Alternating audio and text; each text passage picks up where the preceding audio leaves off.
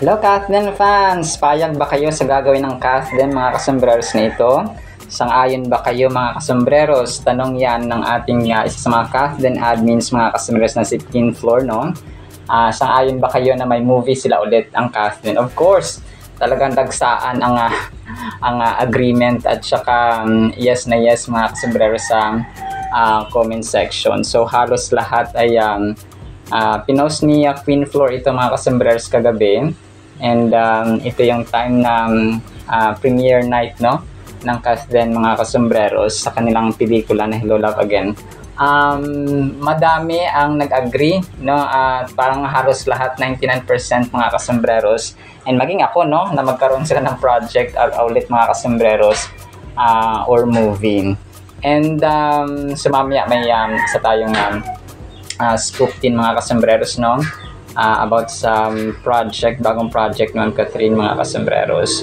So halos lahat ay nag-agree sa comment section. So kayo, ang iniisip ko dito, kung hindi siya teleserye, kasi medyo malabo na talaga yung teleserye mga kasombreros, this year next year ay po pwede may mga bagong projects or course na lulutuin.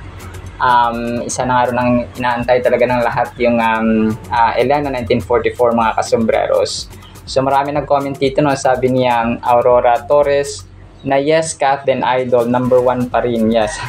Marina Vallejo, yes na yes, Kathleen. Si Nathan Borrero, yes na yes. Sabi ni Mila Borja, syempre naman, sabi naman ni Glyceria Arenas, perfect pair ang Kathleen. So perfect talaga perfect talaga mga kasombreros, no. Talagang sila ang bumasag ng mga ano. So marami actually nag-comment dito sa no, sa comment section mga kasombreros. Sabi naman ni Maria Dolores Hilario, a million yes. Sabi naman ni Narcisa Guerzo, Kathleen forever, yes. Sabi naman ni Maria Teresa Castro, malaking yes, no, na nakulay red mga kasombreros. Sabi naman ni Chang Martinez, yes na yes. Sabi naman ni Let Avenir, tagal na kaming naghihintay. Tapos si Grace Gardaya Latawan, sabi niya, hindi yung comment, ang pinost niya ay yung umiiyak na parang puffy, something like that. Tapos Aizel Mancera Balyaran, hoping po na meron. Ami Orbigo, yes, sabi niyang ganon. Carla Barzo, Twinnie forever, Kathleen forever.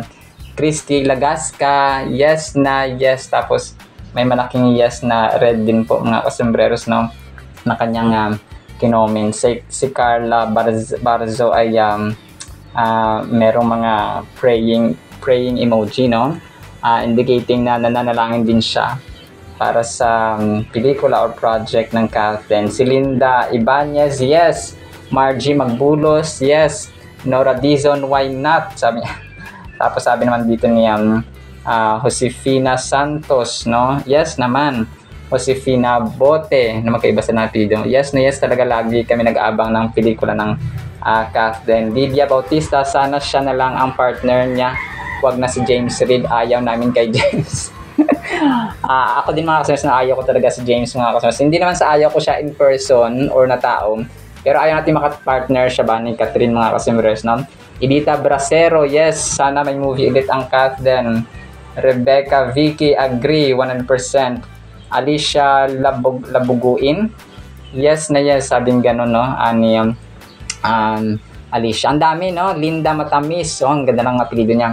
Yes, yes, yes. Sabi niya, Carla Barzo, Kathleen forever, praying emojis. Estela Maria Alilam, yes, sabing ganon. Si Letty Mercado, sana po mayroon natuloy-tuloy. Hindi sila nakakasawang panoorin, idol ko sila. Tapos Gloria Taroma, yes na yes, bakit ang tagal? ASAP sana. ASAP. So, sabi naman isa dito na ayaw na bitter ay si Tessie Delgado. Nakakasawa na ayaw namin, so ikaw lang. Talagang pinatulan, no? Joke lang po. Nanette Daludong, sabi niya, yes, 10 ulit pa. So sabing ganun mga kasombreros. So madami ang nag-comment dito mga kasombreros, no? Tessie, sabi niya dito, Amelia Floro, yes, 3 times ulit. panoorin ko ito, sabing ganon. Luningning Karingal, yes, yes, yes. Suna Amiruddin, oo naman. Payaw Salvacion, tagal naman, dali ang naiinip na kami. Kami din mga kasambreros, no? Bro Ava, big yes. So marami pa mga kasambreros, no, ang nag-comment dito. Pero yun po, no, ang dito, yung mga nag-agree. And of course, no, tayo rin po nag-agree mga kasambreros. And then ito, next item natin. So, doon sa station ID na shoot nila mga kasambreros, no, ng ABS-CBN for 2025 Christmas Station ID, ay sobrang, so si Ma'am Catherine dito, di ba, parang may solo siya na part doon sa shoot mga kasambreros. Tapos ay sobrang kulit ni attorney, no, pasayaw-sayaw, tapos laro-laro sa camera mga kasambreros, tapos may patawa, and of course, no, hindi mawawala ang kakulitan ni Asia Superstar mga kasambreros. So sabi dito ng admin ay our Asia Superstar Queen Catherine Love, Joy, and Hope. So si Joy, pag sabing Joy talaga dito, ang naalala natin ay yung kanyang character sa Hello, Love, Goodbye, at saka si Marie, Joy Marie sa Hello, Love Again mga kasambreros. So dito ay nagkakaroon, parang may solo part siya kasi, kung kaya ay ito ay pinost din po, no, mga kasambreros. Ganun naman no, may solo, tapos may kasama yung ibang artista.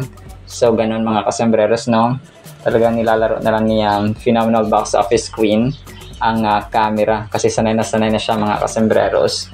So simula pagkabata hanggang sa pagtanda ay camera na ay parang kaibigan, no, camera friendly mga kasambreros, pati ang kanyang mukha. And then ito, pinalitan na para si Daniel Padilla, no, ng KFC mga kasambreros. So ang naging tandem na dito ni Ma'am Catherine sa kanilang bagong endorsement video ay si JK Labajo, no, na isang sikat na ABS-CBN talent and singer din po mga kasambreros.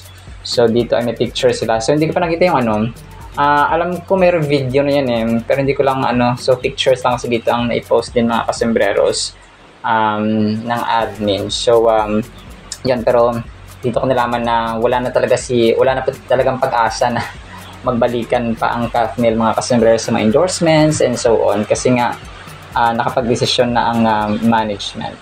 And then ito, so speaking of endorsement, so ang endorsement ni Sir Alden na dito na white flower mga kasambreros, no, pasensya na po, dumating ang ulan sa amin, no, alas 12 ng tanghaling tapat ay dumating bigla ang ulan. So ang white flower ni Sir Alden mga kasambreros ay nag-post ng kanilang bagong post or teaser photo mga kasambreros. So hindi ko ito nasali kagabi, pero of course part ito ng kanyang endorsement mga kasambreros, kaya kailangan natin isali.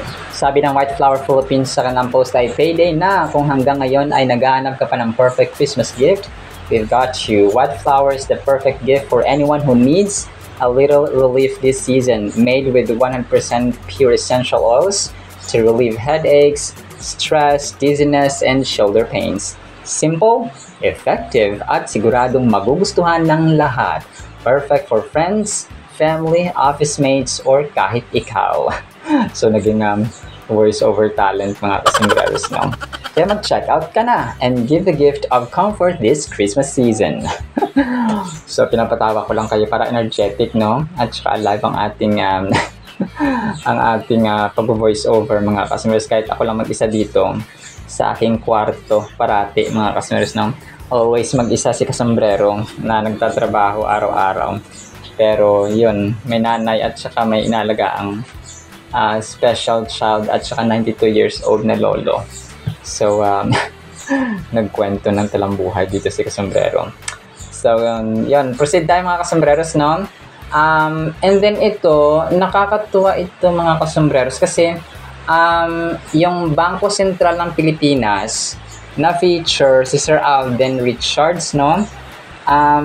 Inisip ko nga nung pumapatid yung unang tingin ko, unang basa ko ay Bank of the Philippine Islands, kasi di ba ang BPI, ang BSP, BPI, so parang medyo malapit sila mga kasingers, di ba? BPI si Ma'am Catherine, tapos ang BSP of course ay yung sangay ng gobyerno, no? na namamahala sa ating kaperahan mga kasambreros pag-produce ng pera. So si Sir Alden ay parang na-post nila sa kanilang Facebook page mga kasambreros. So nakakatuwa no, na nakaka-proud itong bagong post na, kasi ano yun, Bangko Sentral ng Pilipinas. So pag na-feature ka dyan ay meaning you are contributing financial aspect sa ating gobyerno at sa ating mamamayan, of course, and sa establishment. And ano kasi, no, kapag usapang pera talaga, ay, tao dito, magkakaroon pala siya ng ano dito, magkakaroon siya ng guesting, no, sa, tao dito, sa Bangko Sentral ng Pilipinas, The Journey to Financial Success. So, grabe, no, kaliwat kanan, ibang level talaga itong Kathleen, mga kasambreros. So, talagang sana all ka na lang talaga mga kasambreros, dapat all, no. Sabi dito, I meet our special guest, Alden Richards, one of the Philippines' most prominent, versatile actors, hosts, and entrepreneurs and filmmakers. He has solidified his status as a top caliber artist through acclaimed television series, blockbuster films, and chart-topping music. Beyond his achievements in entertainment, he continues to inspire fans with his dedication, humility, and passion for his craft. So, ngayong araw. So, 9 a.m. to 3 p.m. para itong discussion nila mga kasombrero. So, late ko na rin ito nakita, no? So, mamaya abang-abang tayo kasi baka may video na kanyang guesting mga kasombrero sa Bangko Sentral ng Pilipinas. So, magkakaroon sila ng November 17, 2025, 9 a.m. to 3 p.m. So, 12 noon ako ngayon nag-voice over mga kasombrero. So, mamaya baka may maglalabasan na ng mga videos mga kasembreros. So, pwede rin po kayong mag-scan ng QR code at mag-register mga kasembreros, no? Via Zoom. So, late ko na rin ito na-inform mga kasembreros. So, pwede siyang mag-join kayo mga kasembreros sa financial discussion nito mga kasembreros with Sir Alden.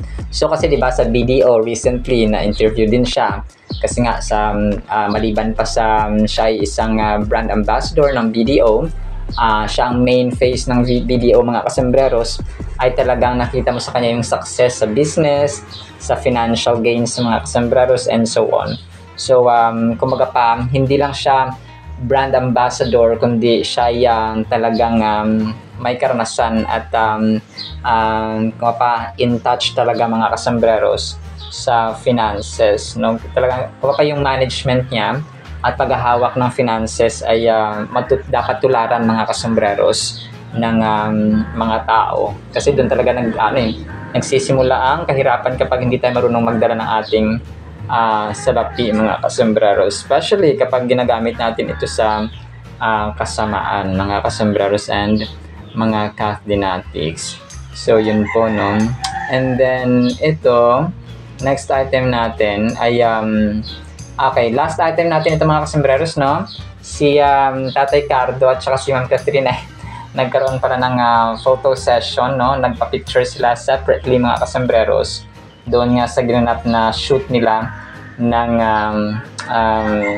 Christmas Station ID ng ABS-CBN mga kasembreros. So yun po, no? Talagang alam natin na si Tatay Cardo at saka si Ma'am Catherine ay sobrang mahal na mahal niya ito, no? Si Tatay Cardo mga kasembreros nananalo ng Pilipinas Got Talent Season 7 mga kasembreros. So yun po. Alright, so yun na siya sa ating Catherine items, no? Sana pa ipakinggan po natin ang Word of God. Today is November 17, 2025. Monday na po.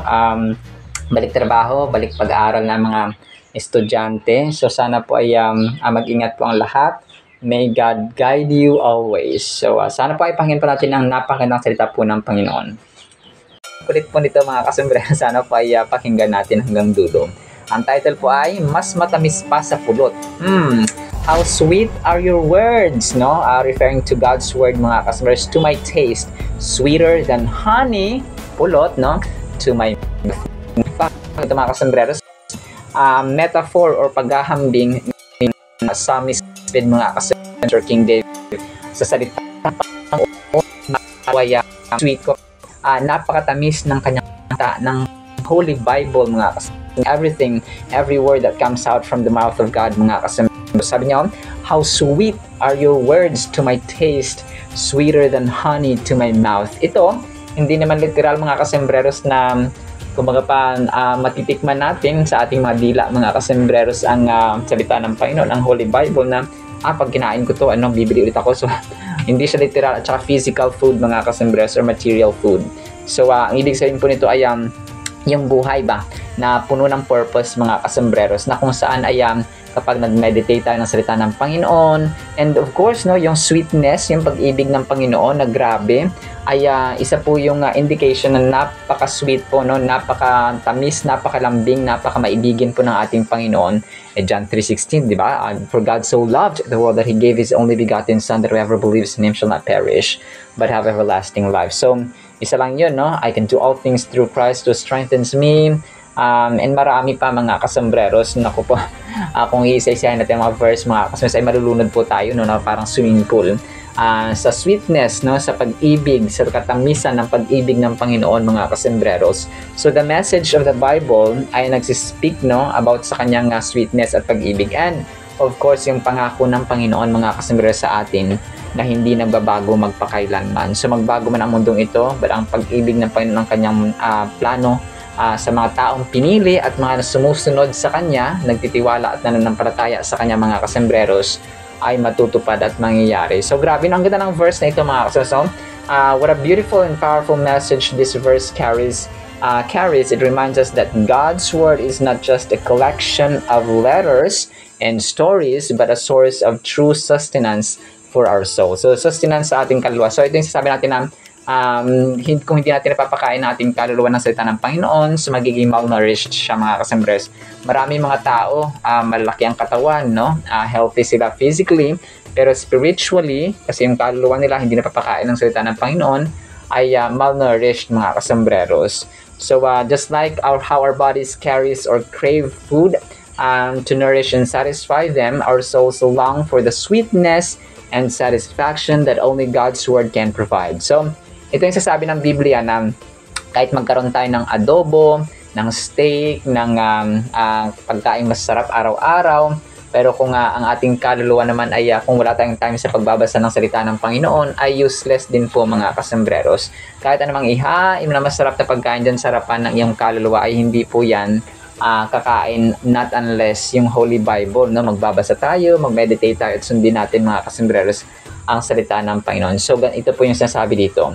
So kahit na mamahalin man yung i-serve mo na food, na pagkain, mga kasambreros, kahit sa ibang bansa pa yung galing, na mga na mga pagkain na material, hindi po yan kakain ang ating kaluluwa po. Ang tanging pagkain lang po niyan ay ang salita ng Panginoon, mga kasambreros.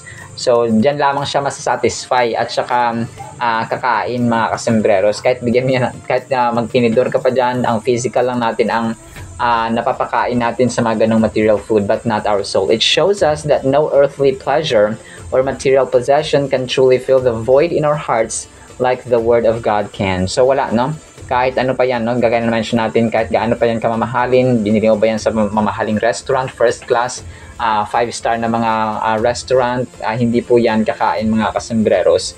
Tanging ang Holy Bible lamang, mga kasambreros. Now, think about the times when you have felt lost, defeated, or empty. How did turning to God's Word bring you comfort, peace, and renewal? It is a reminder that in the midst of life's uncertainties and challenges, we have a constant source of sweetness and satisfaction in God's promises and teachings.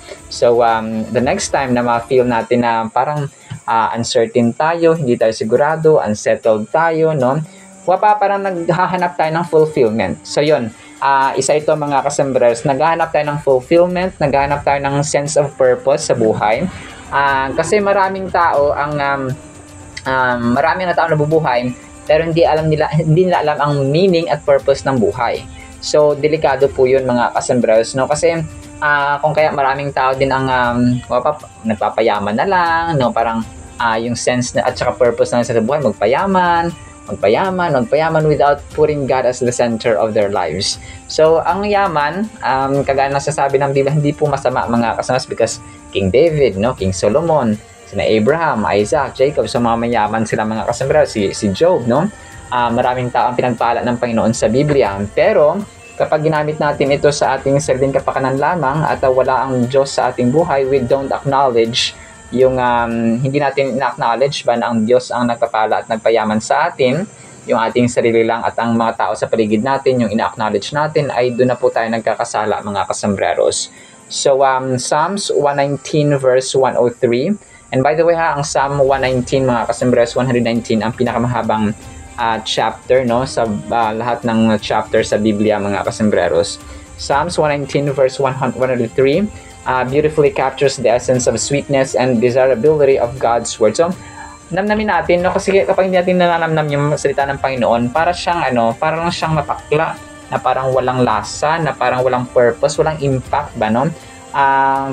The more we read mga kasambreros, the more dapat na-meditate natin, na-digest natin mga kasambreros, nalalaman natin, and we know more about God. So, kapag parati tayong nagbabasa ng Biblia, mas lalo natin nakikilala ang Diyos at ang kanyang pangako at ang kanyang dakilang pag-ibig sa atin.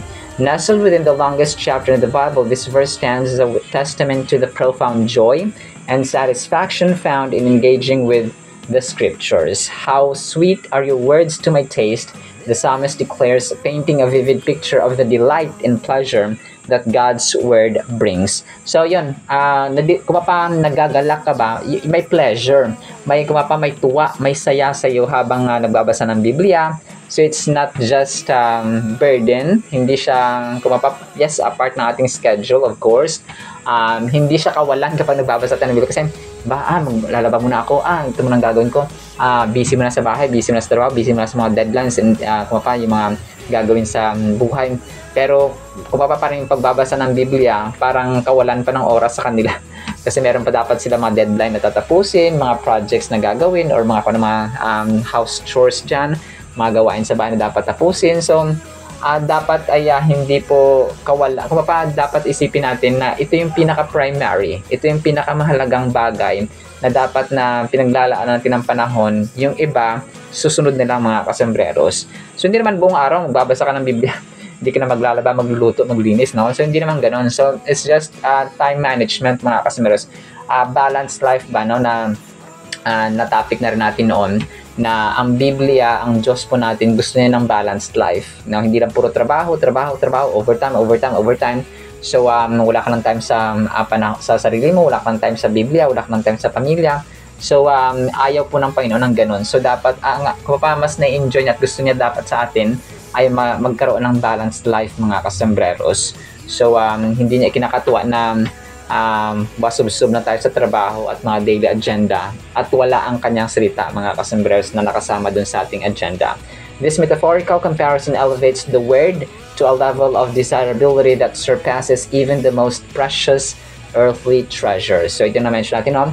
Mas mahalaga, mas mahal, mas precious, mas worthy mga kasambreros ang salita ng Panginoon kumpara natin sa mga sa mga physical at material na possessions sa mundong ito. Even though you have hundreds of hectares na lupa, no, kung wala kang pananampalataya sa Panginoon, everything is useless. Kahit magkaroon ka pa ng mga billion pera sa bangko mo, without God, everything is meaningless mga kasambreros.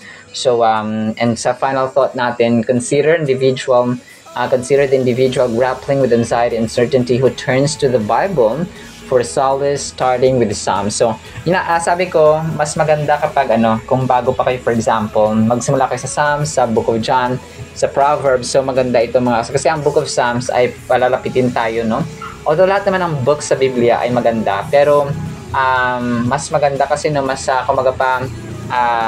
mas recommendable itong Book of Psalms sa mga kasambreros sa ating buhay kapag tayo po ay bago pa lang, no, sa pananampalataya sa Panginoon. To taste and savor God's word deeply means to fully appreciate and internalize its teaching and wisdom. It involves not only reading the words on the page but allowing them to penetrate our hearts and minds, nourishing us spiritually. So, hindi lang dapat mapabasa na pahapyaw tapos parang walang epekto. So, dapat meron siyang impact ba, pumapasa sa pagkain, dinadigest, ninunguya natin mga kasembreros. So that we can fully appreciate yung sweetness, no, yung value, yung worth ng salita ng Panginoon mga kasembreros. Alright, so sa ating Word of God, nawapay pagpalaan po tayo ng pag-ibig, pananampalataya, no, pag-asa, and sweetness na nagmumula sa salita ng Panginoon mga kasembreros. In the mighty name of Jesus we pray. Amen and amen. See you sa next segment mga kasembreros, and paalam po. I love you.